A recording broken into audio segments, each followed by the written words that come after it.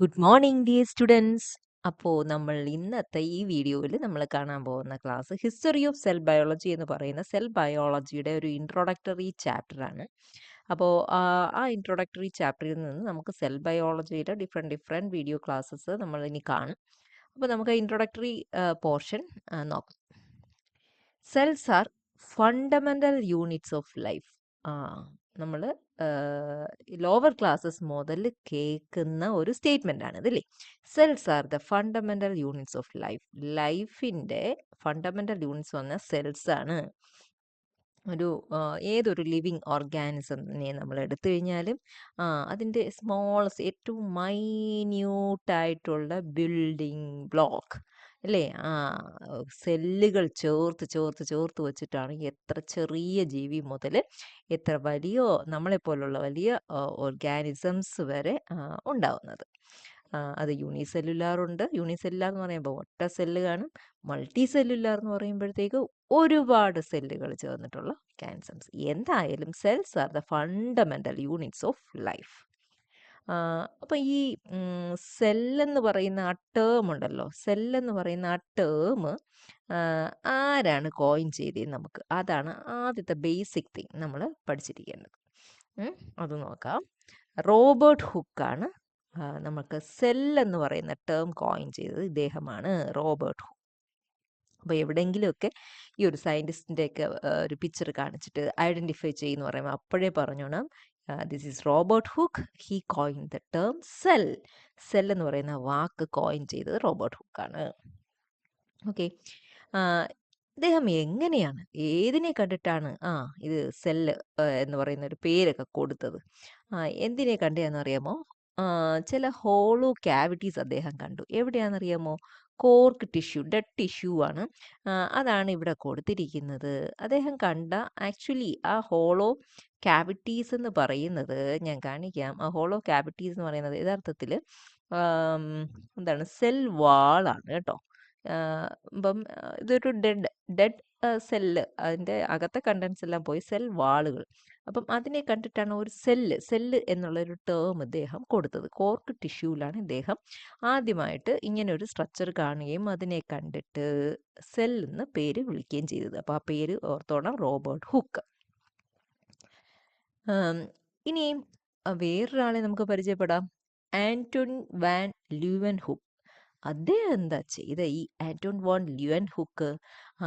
ഇദ്ദേഹം ലിവിങ് സെൽസിനെ കണ്ടുപിടിച്ചു. Living cells എന്ന് പറയുമ്പം ഏതൊക്കെയാണ്? ബാക്ടീരിയാസിനെയും പ്രോട്ടോസോവയും സ്പേം സെൽസിനെയും റെഡ് ബ്ലഡ് സെൽസിനെയും ഒക്കെ ഇദ്ദേഹം ഒബ്സർവ് ചെയ്തു. അദ്ദേഹം തന്നെ ഉണ്ടാക്കിയ ചില ഹാൻഡ് മെയ്ഡ് ആയിട്ടുള്ള മൈക്രോസ്കോപ്പ് വെച്ചിട്ട്. ബേസിക്കലി ഇദ്ദേഹം ഒരു ടെക്സ്റ്റൈൽസ് അല്ലെ ക്ലോത്ത്സ് അതിൻ്റെ ഒരു ബിസിനസ്സുമായിട്ട് ബന്ധപ്പെട്ട് ആണ് ആദ്യം ഇങ്ങനൊരു മൈക്രോസ്കോപ്പ് ഉണ്ടാക്കിയത്. പിന്നെ അതിൽ നിന്ന് മാറി അദ്ദേഹം വെറുതെ ഒരു ഹോബി പോലെ ഈ പിന്നെ പോണ്ട് വാട്ടറൊക്കെ ഇങ്ങനെ ഒബ്സർവ് ചെയ്ത സമയത്താണ് ഇങ്ങനെ ലിവിങ് സെൽസിനെ അദ്ദേഹം മീൻസ് അദ്ദേഹം ഒബ്സർവ് ചെയ്തത്. അദ്ദേഹം തന്നെ ഉണ്ടാക്കിയിട്ടുള്ള വളരെ ക്രൂഡായിട്ടുള്ള മൈക്രോസ്കോപ്പ് ഉപയോഗിച്ചിട്ട്. ഓക്കെ, ഇതാണ് അദ്ദേഹത്തിൻ്റെ ഒരു കോൺട്രിബ്യൂഷൻ. അപ്പോൾ അന്നത്തെ ആദ്യത്തെ കാലത്തൊക്കെ അത് കാണുമ്പോൾ അത്രയും അത്ഭുതമുള്ള ഒരു കാര്യമായിരുന്നു. അതേപോലെ തന്നെ ഇദ്ദേഹം ഡിസ്ക്രൈബ് ചെയ്തു ഈ സെല്ലെന്ന് പറയുന്ന ആ സ്ട്രക്ചറിൻ്റെ അകത്ത് എന്തോ ഒരു ലിവിങ് സബ്സ്റ്റൻസ് ഉണ്ട് എന്നും ഇദ്ദേഹമാണ്, നമ്മുടെ ആന്റൺ വാൻ ല്യൂവൻ ഹുക്കാണ് ആദ്യം പറഞ്ഞത്. അദ്ദേഹത്തിൻ്റെ പിക്ചറാണ് ഈ കൊടുത്തേക്കുന്നത്. അപ്പോൾ അദ്ദേഹം എന്താണ് ലിവിങ് സെൽസിനെ ഒബ്സർവ് ചെയ്തു. സെല്ലിൻ്റെ ഉള്ളിൽ എന്തോ ഒരു ലിവിങ് മൂവിങ് സബ്സ്റ്റൻസ് ഉണ്ട്. എന്താ അതിൻ്റെ പേരെന്നോ ഒന്നും ആ സമയത്ത് അറിയത്തില്ല. ഓക്കെ, അപ്പോൾ ആന്റൺ വാൻ ല്യൂവൻ ഹുക്കിനെ മറക്കരുത്, റോബർട്ട് ഹുക്കിനെ. രണ്ടുപേരും ഓരോ ഹുക്കാണ്. ഓക്കെ, ഇനി നമുക്ക് സെൽ ബയോളജിയുടെ ഒരു ഡെഫിനിഷൻ. നമ്മളിപ്പോൾ സൈറ്റോളജി ആണ് കൂടുതൽ ഇപ്പോൾ ഇനിയുള്ള വീഡിയോസിൽ നമ്മൾ കാണാൻ പോകുന്നത്. അപ്പം അതിൻ്റെ ഒരു ഏറ്റവും അടിസ്ഥാനപരമായിട്ടുള്ള definition, what is cell biology എന്നുള്ളത് നമ്മൾ അറിഞ്ഞിരിക്കണം. ഇറ്റ്സ് എ ബ്രാഞ്ച് ഓഫ് ബയോളജിയാണ്. എന്താ അതിനകത്ത് നമ്മൾ പഠിക്കുന്നത്? സെല്ലിനെ കുറിച്ചാണ്. സെല്ലിൻ്റെ അകത്ത് എന്തൊക്കെയുണ്ട്, സെല്ലിൻ്റെ സ്ട്രക്ചർ എന്താണ്, സെല്ലിനകത്തുള്ള ഡിഫറെൻറ്റ് കമ്പോണൻസ്, അതിൻ്റെ ഫങ്ഷൻസ് എന്താണ്, ഇതെല്ലാം പഠിക്കുന്ന ബയോളജിയുടെ ബ്രാഞ്ചാണ് സെൽ ബയോളജി എന്ന് പറയുന്നത്. ഇനി ഞാനൊരു ടേം പറഞ്ഞുതരാൻ പോവാണ്, സാർകോഡ്. കണ്ടോ, സാർകോഡ്. സാർകോഡ് എന്ന് പറഞ്ഞാൽ എവിടെയെങ്കിലും കേട്ടിട്ടുണ്ടോ? ഈ സാർകോഡ് എന്ന് പറയുന്ന ടേം ഇവിടെ നമ്മുടെ ലിവൻ ഹുക്ക് എന്തൊരു ലിവിങ് സബ്സ്റ്റൻസ് കണ്ടു എന്ന് പറഞ്ഞില്ലേ, ഉണ്ടെന്ന് പറഞ്ഞില്ലേ. അപ്പം അതിനാദ്യം കൊടുത്ത പേരാണ് സാർകോഡ്. ആരാ ഈ സാർകോഡ് എന്ന് പറഞ്ഞ പേര് കൊടുത്തത്? ഡുജാദിൻ എന്ന് പറയുന്ന സയൻറ്റിസ്റ്റാണ് അങ്ങനെ നമ്മുടെ ആ സെല്ലിൻ്റെ ഉള്ളിലെ ആ ലിവിങ് സബ്സ്റ്റൻസിന് സാർകോഡ് എന്നുള്ളൊരു ടേം കൊടുത്തത്. അപ്പോൾ ആ സയൻറ്റിസ്റ്റിൻ്റെ പേര് ഒന്ന് ഓർത്തിച്ചോളൂ, Dujardin. 1835. Okay, next Purkinje and von Mohl. Purkinje, അതാണ് ഈ കാണിച്ചിരിക്കുന്ന സയൻറ്റിസ്റ്റ്. ഇവരാണ് സാർകോഡ് എന്നുള്ള പേര് മാറ്റിയിട്ട് പ്രോട്ടോപ്ലാസം. ഇപ്പം നിങ്ങൾക്ക് ഇതിനെ ആണോ സാർകോഡ് എന്ന് വിളിച്ചതെന്ന് നിങ്ങളിപ്പോൾ ഓർക്കുന്നുണ്ടായിരിക്കും. ഈ പ്രോട്ടോപ്ലാസം എന്നുള്ള ആ ടേം നമുക്ക് ഫെമിലിയർ അല്ലേ, പ്രോട്ടോപ്ലാസം, സൈറ്റോപ്ലാസം. ഇനി ഇതിനെക്കുറിച്ചുള്ള ഡീറ്റെയിൽ ആയിട്ടൊക്കെ നമ്മൾ ഇനി വരുന്ന വീഡിയോസിൽ പഠിക്കും. എന്തായാലും ആ ലിവിങ് സബ്സ്റ്റൻസിന് പ്രോട്ടോപ്ലാസം എന്ന പേര് ആരാദ്യം കൊടുത്തത്? നമ്മുടെ പർക്കിഞ്ചി. ഇത് പർക്കിഞ്ചിയാണ്, ഇത് വാൻ മോളാണ്. ഇവരാണ് ആ ടേം കൊടുത്തത്. ഇനി അടുത്തത് സെൽ തിയറി. സെൽ തിയറി എന്ന് നിങ്ങൾ ഇതിനു മുമ്പും പലയിടത്തും കേട്ടിട്ടുണ്ടായിരിക്കും. അത് എന്താണ് അതിൻ്റെ പോസ്റ്റ്ലേറ്റ്സ് ഞാൻ പറയും. ഇപ്പോൾ അത് ആരാണ് ആ സെൽ തിയറി കൊണ്ടുവന്നതെന്ന് നമുക്കൊന്ന് നോക്കാം. Formulated by MJ Schleiden and Theodor Schwann. അപ്പോൾ ഇവർ രണ്ടുപേരുമാണ് സെൽ തിയറി. അപ്പോൾ നമ്മൾ കുറേ സയൻറ്റിസ്റ്റുകളെ ഇങ്ങനെ പരിചയപ്പെട്ട് വരുവാണ് അല്ലേ. Robert Hooke, Anton van Leeuwenhoek, Dujardin, Purkinje von Mohl, MJ Schleiden, Theodor Schwann. അപ്പോൾ ഈ പേരുകളൊക്കെ നമ്മൾ നമ്മുടെ ഓർമ്മയിൽ ഉണ്ടായിരിക്കണം. ഇനി നമ്മൾ വേറെ മറ്റു ചില സൈറ്റോളജിസ്റ്റുകളെ കൂടെ കാണുകയാണ്. അവരെയും നമ്മൾക്ക് മറക്കാൻ പറ്റത്തില്ല, നോക്കിക്കോളൂ. ഫ്രെഡറിക് മിഷർ എന്ന് പറയുന്ന ഈ സയൻറ്റിസ്റ്റാണ് ന്യൂക്ലിക് ആസിഡ്. ന്യൂക്ലിക് ആസിഡ് എന്ന് പറയുമ്പം ഏതാ? DNA, RNA, mRNA, tRNA, ഇതെല്ലാം ന്യൂക്ലിക് ആസിഡ്സ് ആണ് അല്ലേ. എന്തായാലും പസൽസിൻ്റെ ന്യൂക്ലിയസിൽ നിന്നാണ് അദ്ദേഹം ആദ്യമായിട്ട് ന്യൂക്ലിക് ആസിഡിനെ ഐസൊലേറ്റ് ചെയ്തത്. എന്തായാലും ഫ്രെഡറിക് മിഷറാണ് ന്യൂക്ലിക് ആസിഡിനെ ഐസൊലേറ്റ് ചെയ്തതെന്ന് ഓർത്തോളുക. നെക്സ്റ്റ് ഫ്ലെമിങ് മൈറ്റോസിസ് കണ്ടുപിടിച്ചതാണ്. എന്താ മൈറ്റോസിസ് എന്ന് വല്ല പിടിയുണ്ടോ? മൈറ്റോസിസ് എന്ന് പറഞ്ഞു കഴിഞ്ഞാൽ സെൽ ഡിവിഷനാണ്. സെല്ല് ഡിവൈഡ് ചെയ്ത് അതിൻ്റെ നമ്പർ കൂടുന്നതിൻ്റെ റിസൾട്ടായിട്ടാണ് ഗ്രോത്ത് നടക്കുന്നത്. എന്തായാലും അതിൻ്റെ കൂടുതൽ ഡീറ്റെയിൽസ് ഒന്നും ഇപ്പോൾ ഇവിടെ പറയേണ്ട കാര്യമില്ല. ഇപ്പോൾ ഇത്രയും മനസ്സിലായിക്കോളൂ. മൈറ്റോസിസ് കണ്ടുപിടിച്ചത് ഫ്ലെമിങ്. ഇദ്ദേഹത്തിൻ്റെ പിക്ചറാണ് കൊടുത്തിരിക്കുന്നത്. ഇനി വാൾഡെയർ ആണ് ക്രോമസോം. കണ്ടോ, ക്രോമസോം എന്ന് പറയുന്ന ടേം കൊണ്ടുവന്നത്, പ്രപ്പോസ് ചെയ്തത് വാൾഡെയർ അദ്ദേഹമാണ്. അപ്പം ഇവരെയൊക്കെ നമുക്കൊന്ന് ഫെമിലിയർ ആയിരിക്കണം, കേൾക്കുമ്പം നമ്മുടെ ഓർമ്മയിൽ വരണം. ഇനി ഹേർഡ്വിക്ക് ഇദ്ദേഹം എന്താണ്? ഇദ്ദേഹം സൈറ്റോളജി ഒരു സെപ്പറേറ്റ് ബ്രാഞ്ച് ഓഫ് ബയോളജി ആയിട്ട് ഡെവലപ്പ് ചെയ്ത് എടുത്തത് ഈ ഹേർഡ്വിക്ക് എന്ന് പറയുന്ന ഈ സയൻറ്റിസ്റ്റാണ്. അപ്പം അദ്ദേഹത്തിൻ്റെ കോൺട്രിബ്യൂഷൻ നമുക്ക് മറക്കാൻ പറ്റത്തില്ല. ഇനി ചില കണ്ടുപിടുത്തങ്ങൾ നമുക്ക് നോക്കാം. ഇലക്ട്രോൺ മൈക്രോസ്കോപ്പ് 1932, ആ ഇയറൊക്കെ ഓർത്ത് വയ്ച്ചോളുക. 1932 കണ്ടോ, അന്നാണ് നമ്മുടെ ഇലക്ട്രോൺ മൈക്രോസ്കോപ്പൊക്കെ വന്നപ്പോഴത്തേക്ക് മൈന്യൂട്ടായിട്ടുള്ള സ്ട്രക്ചേഴ്സ്, ഓർഗാനിസംസിനെയൊക്കെ ഒബ്സർവ് ചെയ്യാൻ പറ്റി, കൂടുതൽ ഡീറ്റെയിൽസ്, കൂടുതൽ കണ്ടുപിടുത്തങ്ങൾ. അപ്പം അത്രത്തോളം ഇമ്പോർട്ടൻ്റ് ആയിരുന്നു ഇങ്ങനെ ഒരു മൈക്രോസ്കോപ്പിൻ്റെ ഒരു ഇൻവെൻഷൻ. ഫേസ് കോൺട്രാസ്റ്റ് മൈക്രോസ്കോപ്പ്, അത് വേറൊരു ടൈപ്പ് മൈക്രോസ്കോപ്പാണ്. അപ്പോൾ അത് 1935 കണ്ടുപിടിച്ചത്.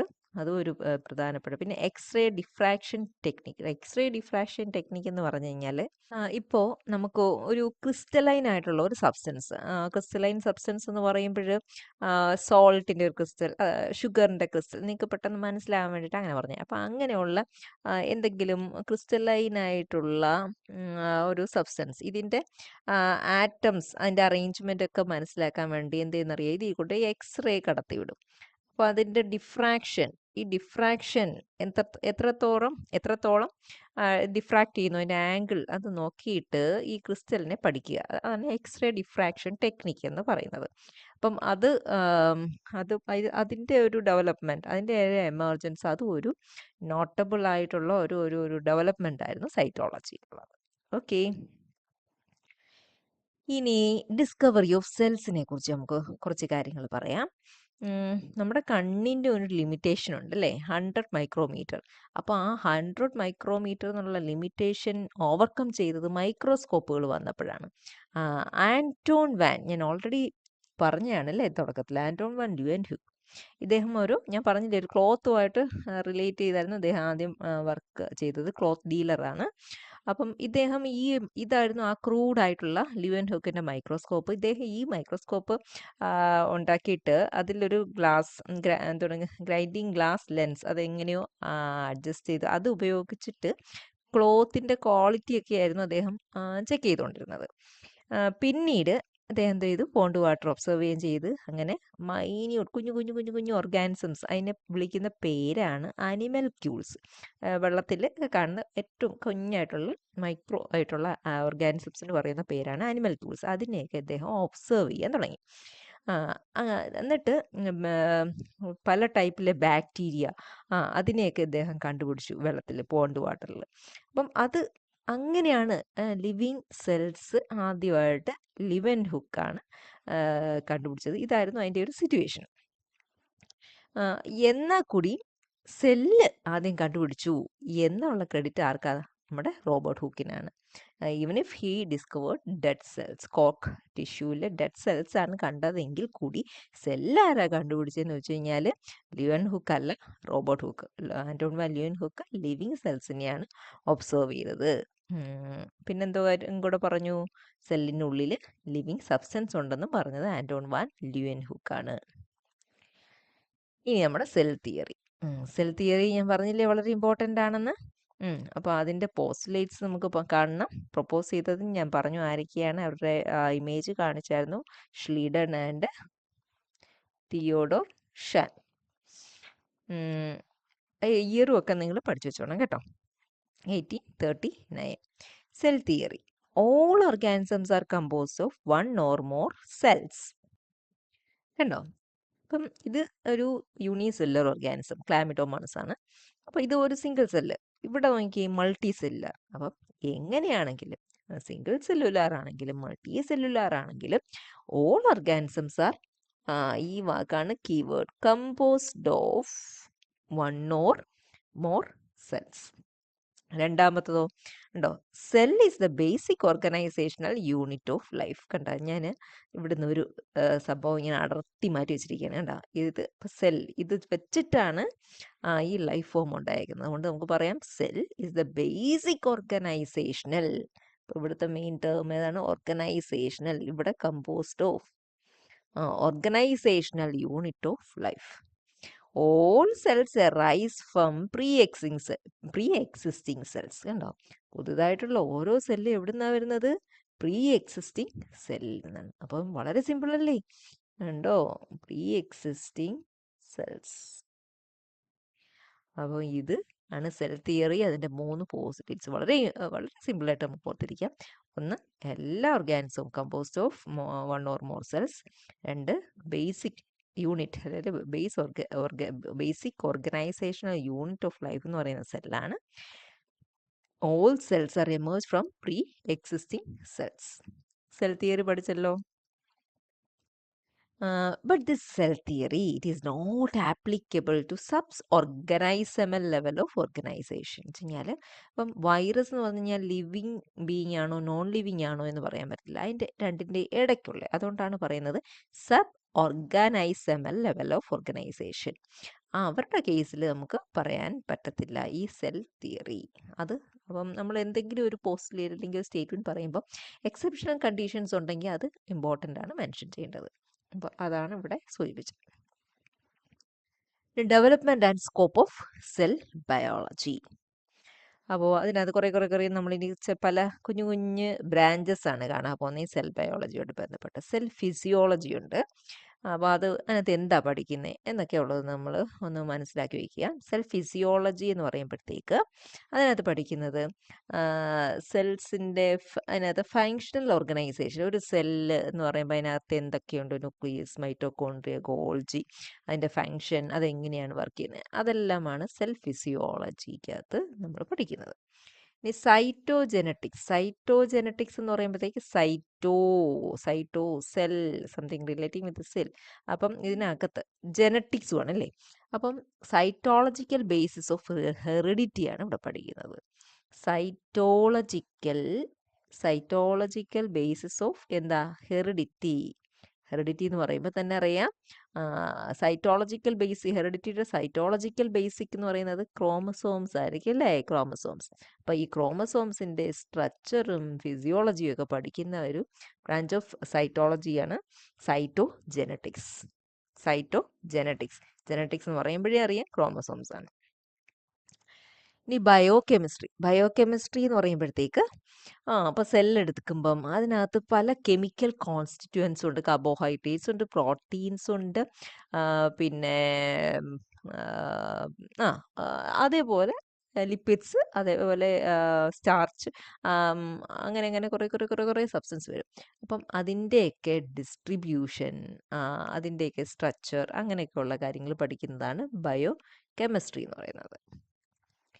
ഇനി ബയോകെമിക്കൽ ജെനറ്റിക്സ് എന്ന് പറയുമ്പോഴത്തേക്ക് ഇപ്പോൾ ഒരു സെല്ല് എടുത്തു കഴിഞ്ഞ് കഴിഞ്ഞാൽ ആ സെല്ലിൻ്റെ ഉള്ളിൽ പല മെറ്റബോളിക് പാത്വേസും ഉണ്ട്. എനർജി പ്രൊഡ്യൂസിങ് അല്ലേ, ഗ്ലൈക്കോളിസിസ് ഉദാഹരണം അല്ലേ, ഗ്ലൂക്കോനിയോജെനിസിസ്, അങ്ങനെയൊക്കെ കുറേ പാത്വേസ് ഉണ്ട് എനർജി പ്രൊഡ്യൂസിങ്. അപ്പോൾ ആ പാത്വേയിലെല്ലാം നിങ്ങൾ പഠിച്ചിട്ടുണ്ട് കുറേ എൻസൈംസും പ്രോട്ടീൻസും അല്ലേ. അതിനകത്ത് ഓരോ അടുത്ത സ്റ്റെപ്പിൽ നിന്ന് അടുത്ത സ്റ്റെപ്പിലേക്ക് കൺവേർട്ട് ചെയ്ത് കുറേ എൻസൈംസ് ഇതിൻ്റെ ഇടയ്ക്ക് പ്രവർത്തിക്കുന്നുണ്ട്. അപ്പോൾ ഈ എൻസൈംസിനെ റെഗുലേറ്റ് ചെയ്യുന്ന പല ജീനുകളും ആ സെല്ലിനകത്ത് കാണും. ഞാൻ ഇങ്ങോട്ട് മാറ്റി വരച്ചതേ ഉള്ളൂ, മനസ്സിലായോ? അപ്പോൾ ഈ ജീൻ എങ്ങനെയാണ് ഇതിനെ റെഗുലേറ്റ് ചെയ്യുന്നത്, എങ്ങനെയൊക്കെ പഠിക്കുന്നതാണ് ബയോകെമിക്കൽ ജെനറ്റിക്സ്.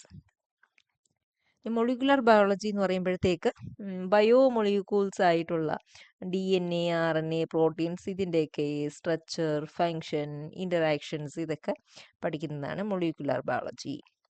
ബയോടെക്നോളജിയോ ബയോടെക്നോളജി എന്ന് പറയുമ്പോഴത്തേക്ക് ബയോളജിക്കൽ ഓർഗാനിസംസിനെയൊക്കെ എടുത്തിട്ട് ഇപ്പോൾ ഒരു ബാക്ടീരിയ അതിനെ ഒന്ന് മോഡിഫൈ ചെയ്തിട്ട് യൂസ്ഫുൾ ആയിട്ടുള്ള ഹ്യൂമൻ റേസിന് അല്ലെങ്കിൽ അനിമൽസിന് അല്ലെങ്കിൽ എൻവിയോൺമെൻറ്റ് യൂസ്ഫുൾ ആയിട്ടുള്ള എന്തെങ്കിലും പുതിയൊരു ടൈപ്പ് ഓർഗാനിസമായിട്ടോ ഒക്കെ മാറ്റുന്ന ആ ഒരു ബ്രാഞ്ചാണ് ബയോടെക്നോളജി എന്ന് പറയുന്നത്. പിന്നെ റീകോമ്പിനൻ്റ് DNA ടെക്നോളജി അല്ലെങ്കിൽ ജെനറ്റിക് എഞ്ചിനീയറിംഗ് എന്ന് പറഞ്ഞു കഴിഞ്ഞാൽ അപ്പോൾ ഒരു നാച്ചുറൽ DNA ഉണ്ടായിരിക്കും. അപ്പോൾ അതിൽ ചില മോഡിഫിക്കേഷൻസ്, അതായത് പുതിയ എന്തെങ്കിലും ഒരു ജീൻ ഇൻകോർപ്പറേറ്റ് ചെയ്തിട്ട് പുതിയ കോമ്പിനേഷൻസ് ഉണ്ടാക്കും. കോമ്പിനേഷൻ എന്ന് പറയുമ്പോൾ അത് ഒത്തിരിയും യൂസ്ഫുൾ ആയിരിക്കും, ഒത്തിരിയും ആപ്ലിക്കേഷൻസ് ഉള്ളതായിരിക്കും. അങ്ങനെ ഉണ്ടാക്കുന്ന അതിനാണ് റീകോമ്പിനൻ്റ് DNA ടെക്നോളജി എന്ന് പറയുന്നത്. ഇനി മൊളിക്കുലർ സെൽ ബയോളജി എന്ന് പറയുമ്പോഴും മൊളിക്കുലർ ബയോളജി പോലെയൊക്കെ തന്നെയാണ് വരുന്നത്. മൊളിക്കുലർ ലെവലായിട്ട് ഉള്ള സ്റ്റഡിയാണ് എന്തിൻ്റെ, DNA, RNA, proteins, lipids and carbohydrates, ബയോമൊളിക്യൂൾസിൻ്റെ അതിൻ്റെ സ്ട്രക്ചർ, ഫങ്ഷൻ, ഇതൊക്കെ തന്നെയാണ് ഇവിടെ പഠിക്കുന്നത്. ജീനോമിക്സ് എന്ന് പറയുമ്പോഴത്തേക്ക് ഒരു ഓർഗാനിസം നമ്മുടെ കയ്യിൽ കിട്ടിക്കഴിഞ്ഞാൽ അതിൻ്റെ ഒരു കംപ്ലീറ്റ് സെറ്റ് ഓഫ് DNA. ഇപ്പം നമ്മളുടെ സെല്ലെടുക്കുകയാണെങ്കിൽ നമുക്കറിയാം 23 പെയേഴ്സ് ഉണ്ട് അല്ലേ. അപ്പോൾ 23 പെയേഴ്സിൻ്റെയും എന്താ പഠിക്കും, സ്ട്രക്ചർ പഠിക്കും, ഫങ്ഷൻ പഠിക്കും, എവല്യൂഷൻ, ജീൻ മാപ്പിംഗ്, ഇതെല്ലാം ചെയ്യുന്നതിനെയാണ് ജീനോമിക്സ് എന്ന് പറയുന്നത്. ഇനി പ്രോട്ടിയോമിക്സ് എന്ന് പറയുമ്പോൾ പേര് കേൾക്കുമ്പോഴേ അറിയാം എന്തിനെ കുറിച്ചായിരിക്കും. പ്രോട്ടീൻസ് അതിൻ്റെ സ്ട്രക്ചർ, ഫങ്ഷൻ, ഇൻ്ററാക്ഷൻസ്, അത് എങ്ങനെയാണ് ഫോം ചെയ്യുന്നത്, പിന്നെ എങ്ങനെയൊക്കെയാണ് ഓരോ സെല്ലിൽ ടിഷ്യൂലൊക്കെ അത് പ്രവർത്തിക്കുന്നത്, എക്സ്പ്രസ് ചെയ്യുന്നത്, അതെല്ലാം പഠിക്കുന്നതാണ് പ്രോട്ടിയോമിക്സ്. ഇനി സിന്തറ്റിക് ബയോളജി എന്ന് പറയുമ്പോൾ പുതിയ ചില ബയോളജിക്കൽ പാർട്സ്, അല്ലെങ്കിൽ എന്തെങ്കിലും ഡിവൈസ് ആവോ, അല്ലെങ്കിൽ എന്തെങ്കിലും സിസ്റ്റംസ് ആയിരിക്കാം, അത് ഉണ്ടാക്കിയെടുക്കും. അതായത് നാച്ചുറൽ ബയോളജിക്കൽ സിസ്റ്റത്തിനെ ഒന്ന് റീഡിസൈൻ ചെയ്തിട്ട്, ഒന്ന് മോഡിഫൈ ചെയ്തിട്ട് ഒരു പുതിയ ഒരു ബയോളജിക്കൽ പാർട്ട് അല്ലെങ്കിൽ ഡിവൈസ് സിസ്റ്റം ഉണ്ടാക്കും. എങ്ങനെയുള്ളത്? എന്തെങ്കിലും ഒരു ആപ്ലിക്കേഷൻ ഉള്ള ഒരു യൂസ്ഫുള്ളായിട്ടുള്ള ഒരു പുതിയൊരു ബയോളജിക്കൽ തിങ് അല്ലെങ്കിൽ ബയോളജിക്കൽ ഡിവൈസ് സിസ്റ്റം അങ്ങനെ ഉണ്ടാക്കുന്നതിനാണ് സിന്തറ്റിക് ബയോളജി എന്ന് പറയുന്നത്.